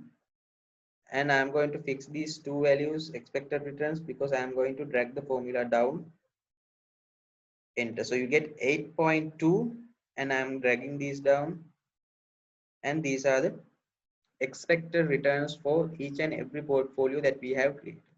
Now to calculate the standard deviation, I am going to get the same old formula, equal. I hope you all remember this formula now. So weight to power 2 multiplied by the variance. The variance of the portfolio 1 plus weight of the portfolio 2 to power 2 multiplied by variance of the portfolio 2 plus 2 multiplied by weight of the portfolio 1 multiplied by weight of the portfolio 2 multiplied by covariance between two portfolios. It was calculated here 0.008. So this is how you calculate the variance, and you need standard deviation. So I am going to put square root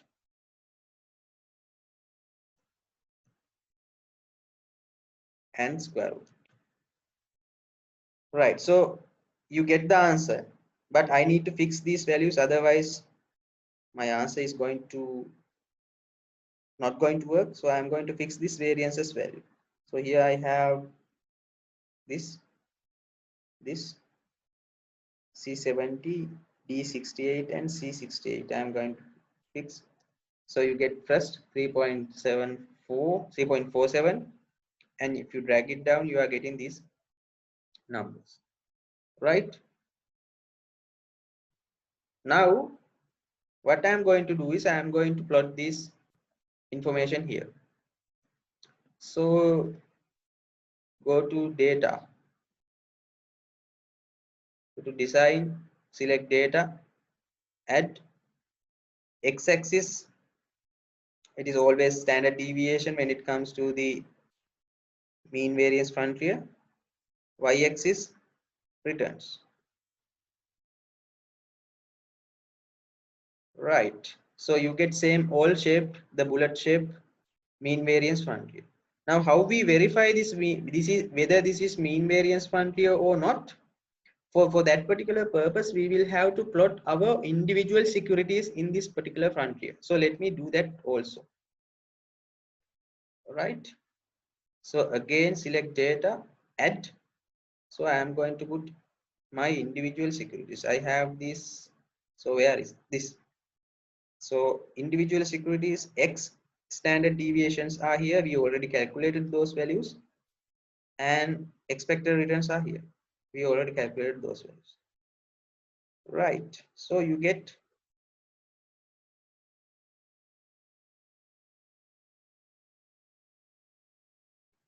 so let me remove the line. Right. So you get this.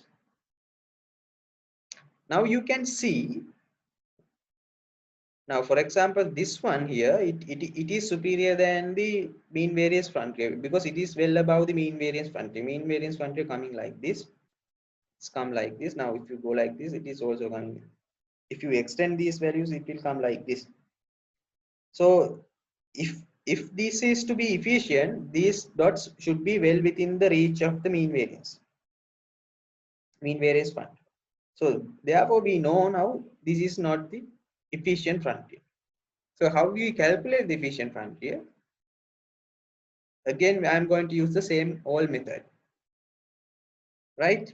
So these are the same answers we got. This is mean variance, variance covariance matrix.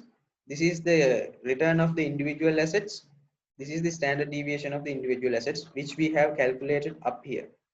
See, same values: 3.67, 4.5.58, 6%, 8.3, 12.3. Same thing.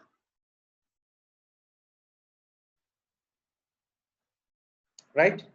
So then what I'm going to do is I'm going to use these values to calculate efficient portfolio. Now we know these weights are not efficient. How? Because these individual assets are superior than the efficient fund. Okay? Because this will give higher return than the efficient fund. Higher return. Right? So how you calculate the efficient frontier? For that particular purpose, we need to have these two formulas, and we will have to assume two RF values. So imagine that the 3 months treasury bill rate is 5% in this particular country, or in Sri Lanka for say, or the risk-free rate is equal to 5%, or 3-month treasury bill rate is equal to 5%. If that is the case, I am going to calculate the efficient weights. So how you calculate? Using this particular formula. In this particular formula, Z value is equal to variance covariance matrix, that inverse variance covariance matrix. To -1 means inverse, multiply by R minus C, that is also a vector matrix. So first I am going to calculate R minus C. R is equal to this expected rate of return, minus C is what we have identified as the risk-free rate, right? So I'm going to pick C, enter. So you get these R minus C values, R minus C values, right? Now then I'm going to calculate Z values. How you calculate the Z values? You get the same values you want. You get you select the cells that you need answers. You select the cells that you need answers. So you need this matrix. This is actually a vector. You need these values. So select them, then equal mmult. Then we have inverse of the variance covariance matrix. So therefore I am going to give another one, minverse. Minverse means matrix inverse. So select the variance covariance matrix and multiply it by r minus c vector. Close the bracket, control shift enter. So you get these values. And then what I am going to do is I am going to take the summation, not the subtotal, sorry, summation of all these values. Then I am going to calculate the weight based on these index values. So weights are equal to this particular value divided by the summation, right? So you get negative 0.999, and when you drag them down, you get the sum, you get the weights. So you get the summation, it should be equal to 1. Yes. So these are, now earlier we assumed some other weights. If you remember, earlier we assumed here 0.2, 0.3, 0.5. Now we have here 0. Negative 0.9, positive 1.07, again positive 0.927. So these are the new weights that we have calculated, assuming 5% interest required rate, risk-free rate of return. And we need another portfolio, because in order to create a portfolio of 2 portfolios, we need 2 portfolios. So again, I am going to assume another interest risk-free rate, which is 1%. Whatever you want, you can assume. I assume 1%. Again, I am going to do the same thing here. So here r minus 1%. So you get these values: 6 minus 1, 8.3 minus 1, and 12.3 minus 1. Then Z values. First we have to select, then equal mmult minverse. You select the variance covariance matrix, then multiply it by r minus c, control shift enter, you get the answers. Then you take the summation, then you calculate the weights.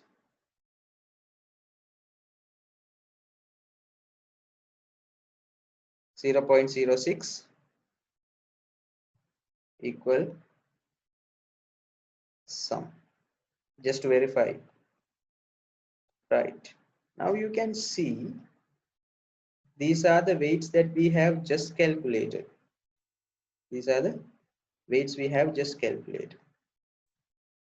These are the weights. So we have 2 portfolio weights. So same way that what I am going to do is I am going to calculate the portfolio parameters here for these 2 portfolios. So equal mmult transpose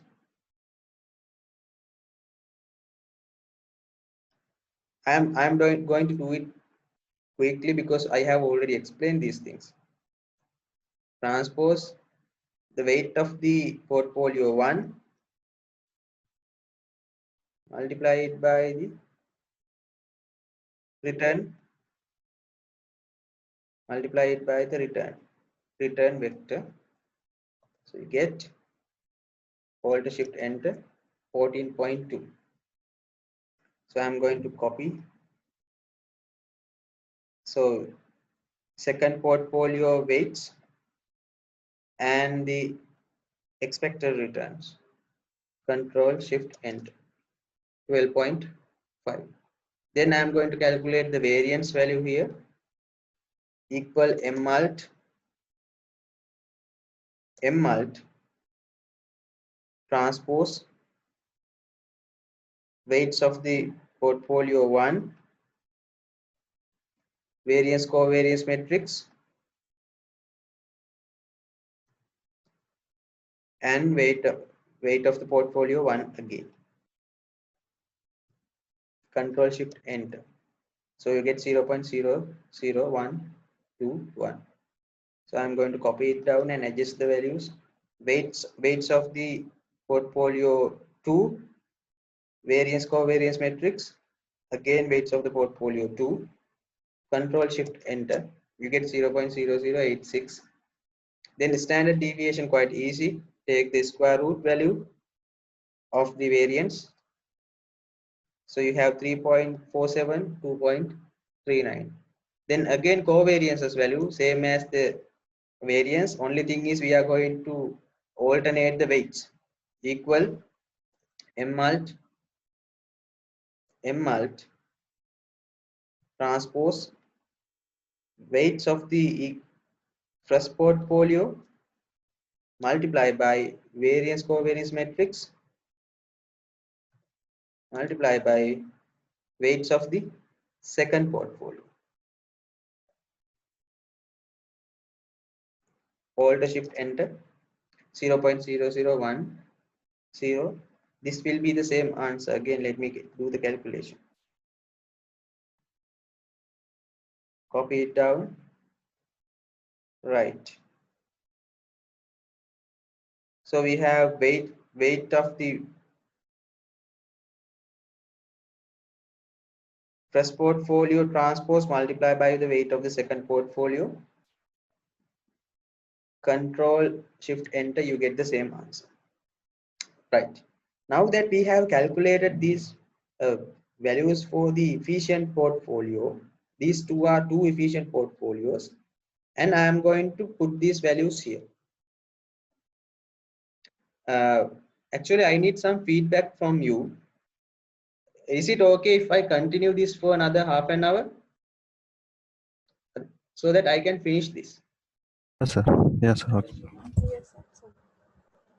Right. So now I have calculated these values for two efficient portfolios. Now only difference between these two portfolios and above portfolios that we calculated, these two portfolios, because for these two portfolios we assume these weights, just the assumption. These weights were assumed, and we just calculated them and we derived this mean variance frontier, and we noticed that this is not an efficient frontier because these individual securities are plotted all over the place. They are not well within the reach of the frontier. So then we calculated weights using these two portfolios, two weights, weight 1 and weight 2, and using those two weights we calculated these parameters. So since we know that these two weights are efficient, we know these two portfolios are also efficient.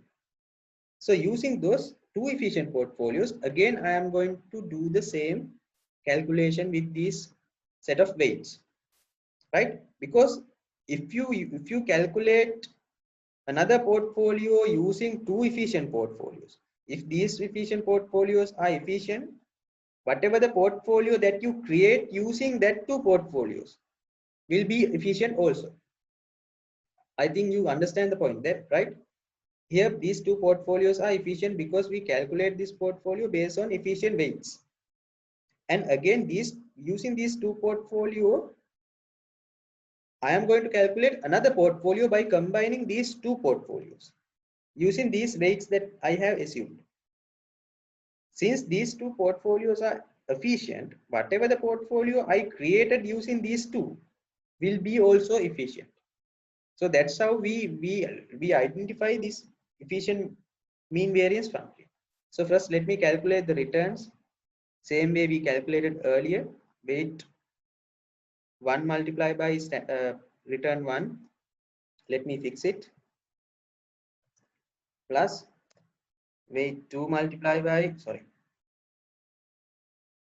weight 2 multiplied by return 2.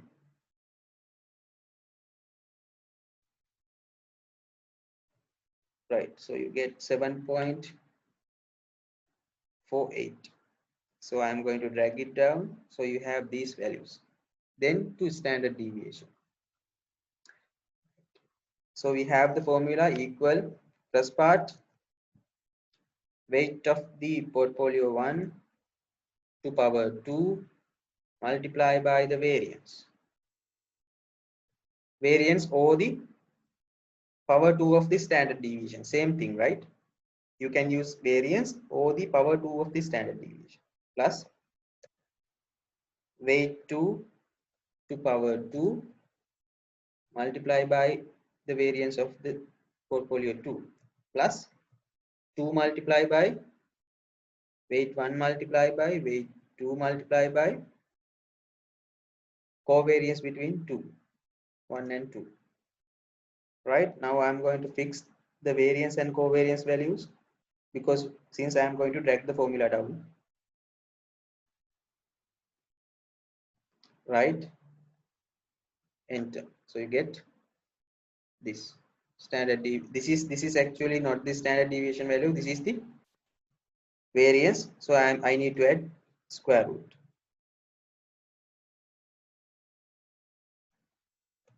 Right,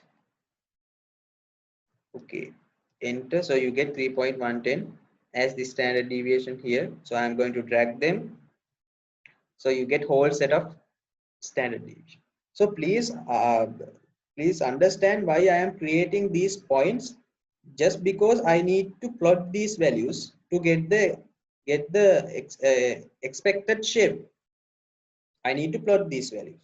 That's why I am calculating these things, right? Okay, now I am going to plot these new frontier in the same graph. We have already plotted these three individual securities. The same thing here, we have this one, these three individual securities. We have A, B, and C. Here also I have already plotted them. Now only thing that I need to plot here is actually efficient frontier. So let me do that. Select data, add x values, standard deviations, and y values, returns. Right, now you can see everything is coming in line with the portfolio frontier. These things are well below the frontier. You can see the frontier is superior than the individual securities. Frontier is superior than the individual securities. So therefore we can claim this frontier to be a efficient frontier.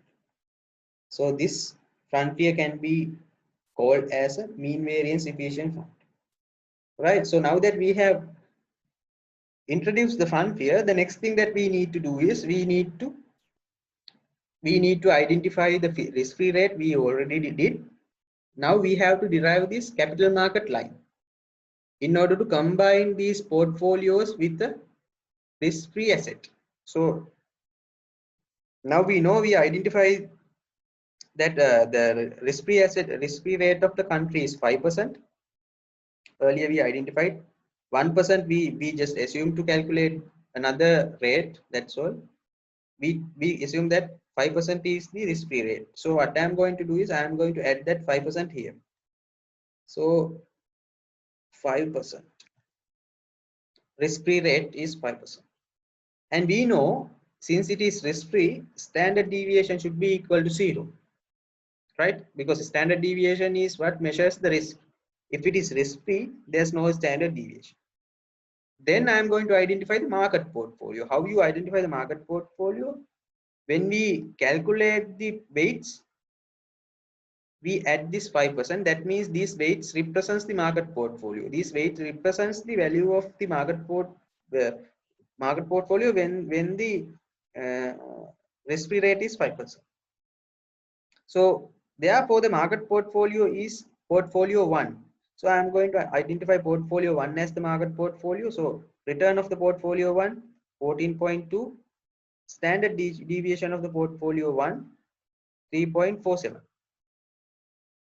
Right? then same old way I am going to use, since we know that this is a straight line, we already discussed that. So I am going to use the formula of a straight line, y equals c plus mx, same old formula, this particular formula. Both of them are same, right? They are same.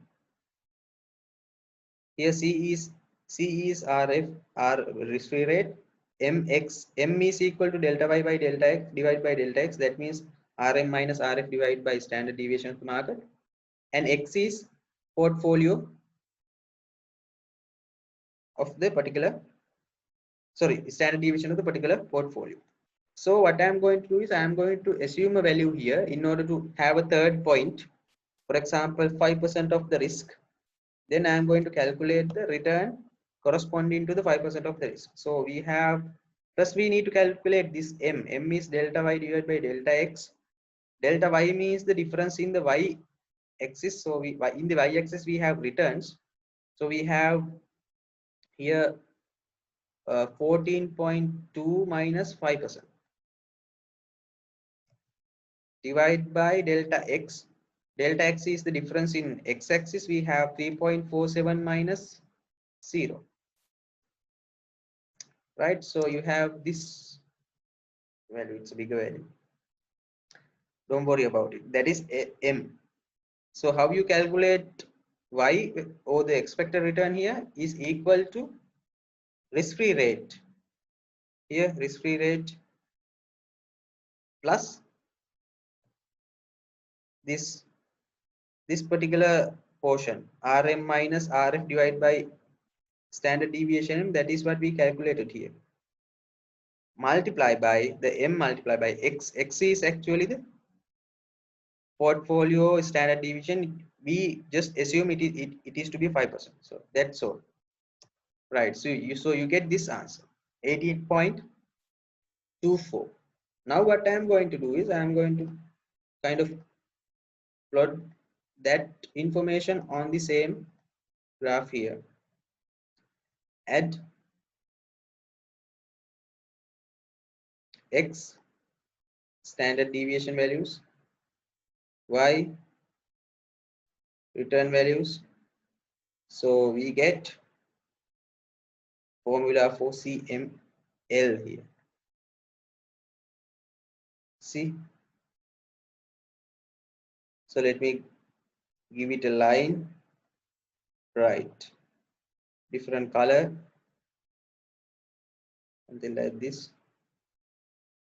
So you have capital market line starting from 5% and going through this market portfolio, and we have a tangency point at the market portfolio. So this is the capital market line. As I said, now the limitation is of the capital market line is actually we cannot predict all the assets, all the individual assets. We can only predict the portfolios, because you can see now individual assets are here. These are the individual assets, but those assets are not lying on the capital market line. These are plotted in somewhere else in the graph. So therefore only the portfolios are plotted on the line. Portfolios of combination of risky assets and risk-free assets. That's all. No any individual asset on the capital market line. So to solve that problem, we need security market line. The theory that we just discussed today. So let me derive that line also here. So as we discussed, now these are the values. As we discussed, this happened because of this.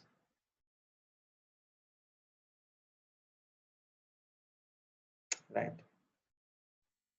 Now you can see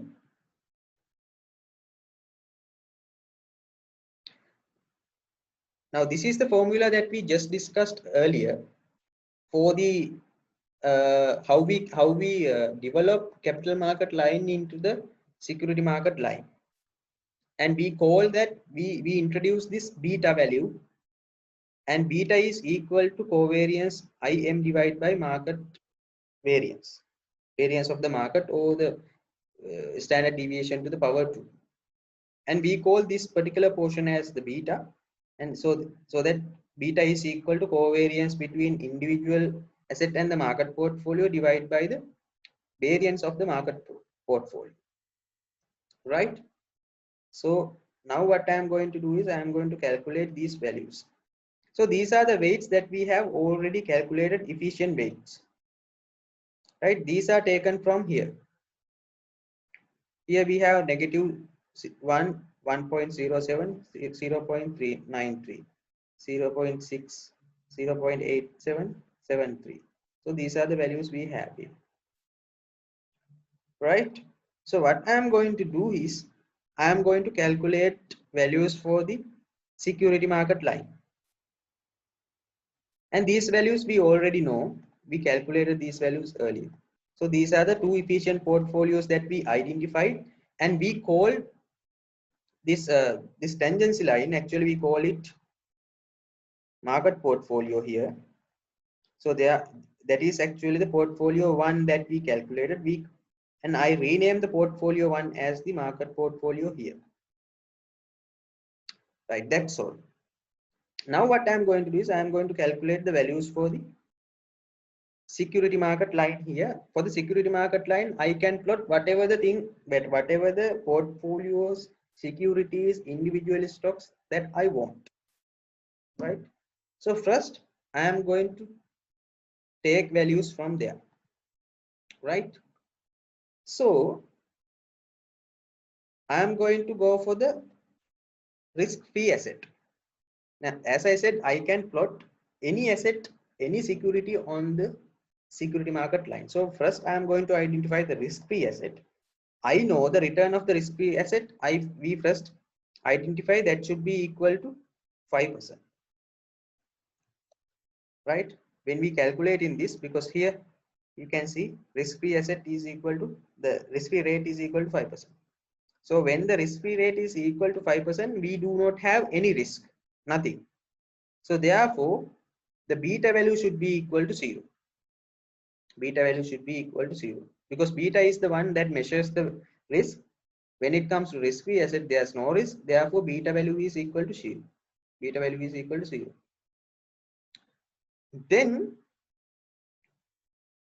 we have individual securities. And for those individual securities, we already calculated expected return, these 6.6%, 8.3 and 12.3. So I am going to copy that down here. So we have individual security A, we have 6%, B 8.25, C 12.25. So let me reduce it a little bit. Okay. Right. Then for portfolio M, that is the market portfolio, again we calculated the return. This is the return, 14.2. So I'm going to put that here.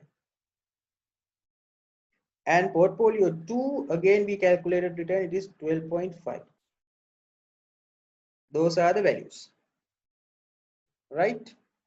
So we already have these values here, taken from the available calculations, right? So next thing that we need to do is we need to calculate beta values, because beta values are represented in the x-axis of this security market line, right? So in order to do that, I am going to go for this particular formula. Beta value is equal to covariance between market and the individual asset divided by the variance of the market, right?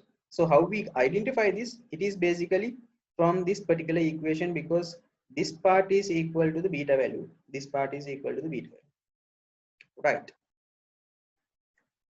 So in order to do that, we need covariance between individual stock and the market, right? So RF, risk-free asset. When it comes to the risk-free asset, we know the covariance is also equal to 0 because there's no risk. So covariance between risk-free assets and the market, it is 0. There is no relationship between risk-free assets and the market. So it is theoretically 0, right? So when it comes to security A, I need to calculate the covariance between security A and the market portfolio. Covariance between security A and the market portfolio. So for that particular purpose, I can use the same covariance function. So what I am going to do is I am going to use this same variance covariance matrix. Using that, I am going to calculate the covariance between A and the market portfolio that we have just created. So how you are going to do is same old way, equal M mult, and this is the formula. So we have variance covariance matrix multiply by, right? We have variance covariance matrix multiply by the weights of the market portfolio. Weights of the market portfolio here, portfolio 1. So that's how you calculate the covariance between individual security and the market. Individual security and the market. Right? Now here what we did was we calculate the covariance between these two securities. These two securities. Now what I am going to do is I am going to calculate the covariance between individual security and the market, right? Since it is a covariance, again it is a covariance matrix, I am going to select all the values, all the three assets A, B, C equal M mult. Then I am going to multiply variance covariance matrix by the weights of the market portfolio, that is actually the portfolio 1. That's all. Close the bracket, control shift enter, so you get these values as the covariances, right? Okay.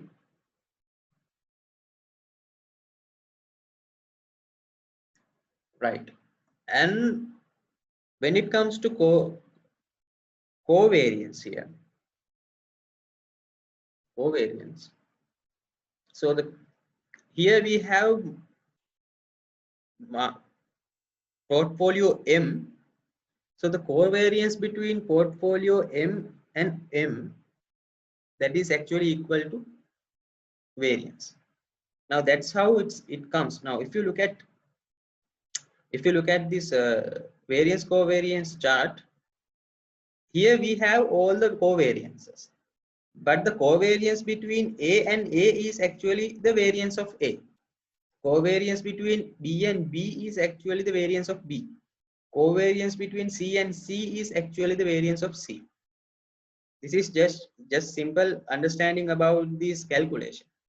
So therefore, I know that covariance between market and the market. Now here we need covariance between market and the market, because market portfolio is the portfolio 1. So I need the covariance between market and the individual asset. Since I have individual asset as the market here, I need the covariance between market and the market. That means basically the variance of the market. So I'm going to select variance of the market here. Same thing.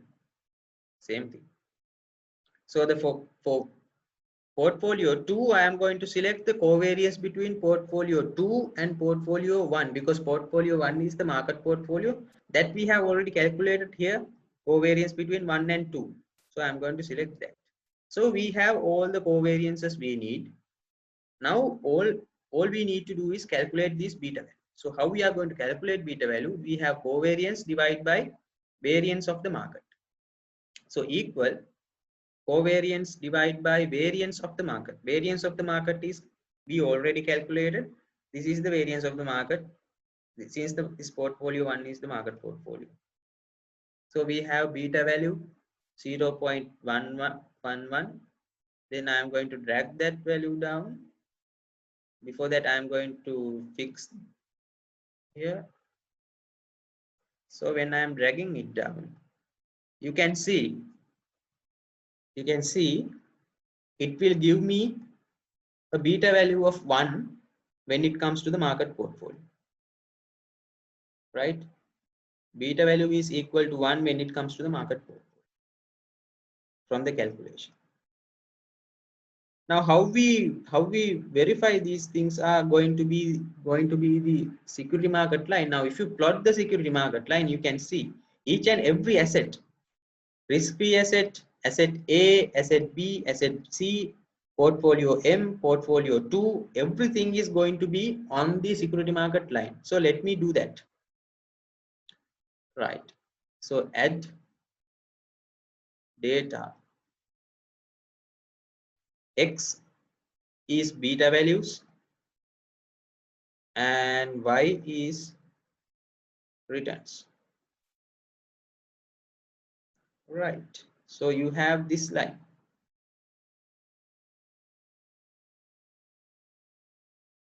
This line. Now you can see all of the lines, all of the, let me remove the line so you can understand this. Now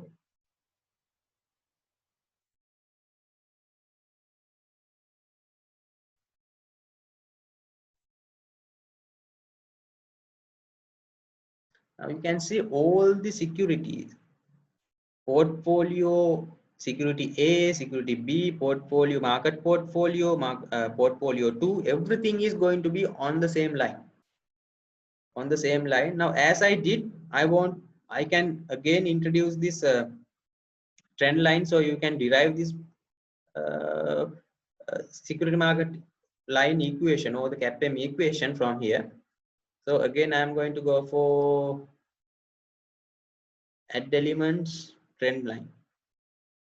So I'm going to give it a trend line here, a linear trend line. And I'm going to ask Excel to display the equation on the chart again. So it will give me the equation here. So let me increase the font size so that you can see it. Right. Now you can see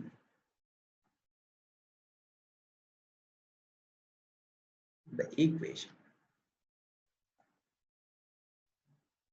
Right. So we have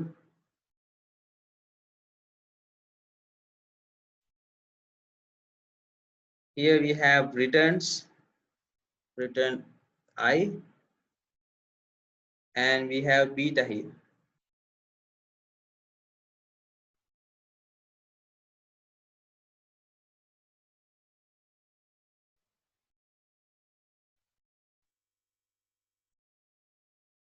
Instead of X, we have beta.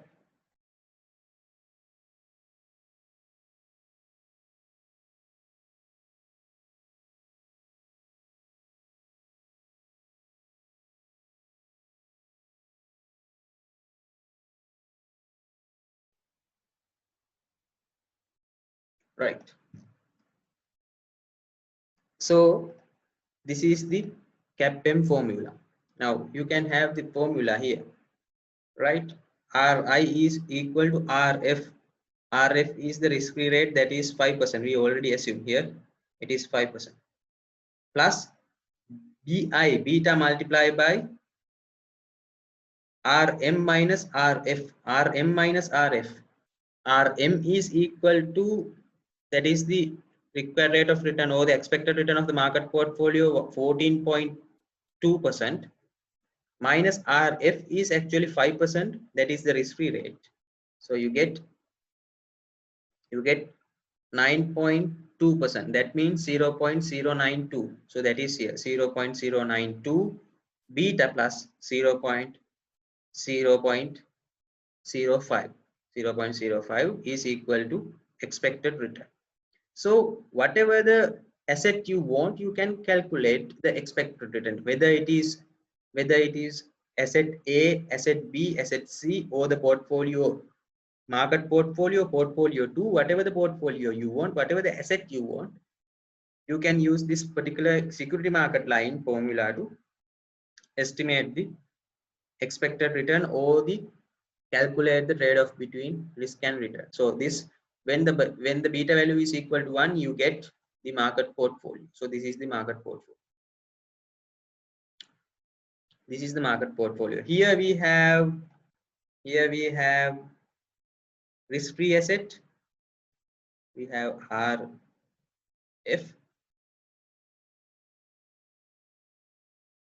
Here we have risk-free asset, right? Then we have security A here,